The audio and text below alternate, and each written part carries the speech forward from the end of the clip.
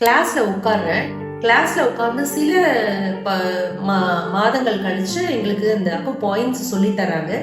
சொல்லி தரும் போதே நான் பாயிண்ட்ஸ் எடுக்கிறேன். எடுத்த அடுத்த செகண்ட் பார்த்தீங்க அப்படின்னா அந்த தும்மலோட இண்டிகேஷன் வரும்போதே அந்த பாயிண்ட் கொடுக்கும்போது தும்மல் ஸ்டாப் ஆகுது. அது ரன்னிங் நோஸாக கன்வெர்ட் ஆகி வெளியில் வருது.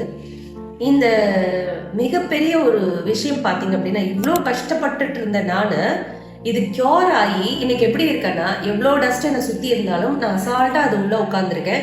என் டஸ்ட் அலர்ஜி கம்ப்ளீட்டாக கியூர் ஆயிடுச்சு அப்படிங்கிறத அனலைஸ் பண்ணி தெரிஞ்சுக்கிட்டேன்.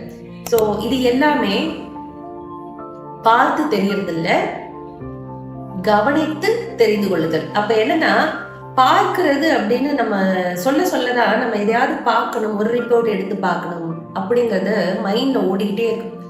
இதே கவனித்தல் அப்படின்னா நம்ம உடம்ப நாம கவனிக்கிறோம், அது என்ன செய்யுது, என்ன சொல்லுது அப்படிங்கறத லிசன் பண்ண ஆரம்பிக்கிறோம். Not with the ears but with our mind, inner consciousness. இந்த இன்னர் கான்சியஸ்னஸோட அவேக்கனிங் இந்த ப்ராசஸ்ல வெரி பியூட்டிஃபுல்லா நடக்கும்.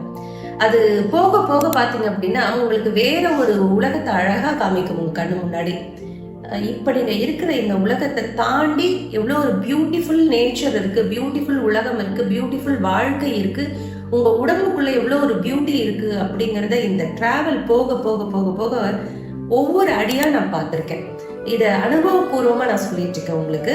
இதை உங்கள்கிட்ட கொண்டு வந்து சேர்க்கணும்னு நினைச்சு சேர்த்துட்டேன். நன்றி. உடல் மற்றும் மனம் சார்ந்த எல்லா விதமான நோய்களிலிருந்தும் முற்றிலும் விடுதலை பெறுவதற்கு Cosmo classical Aqua healing centre.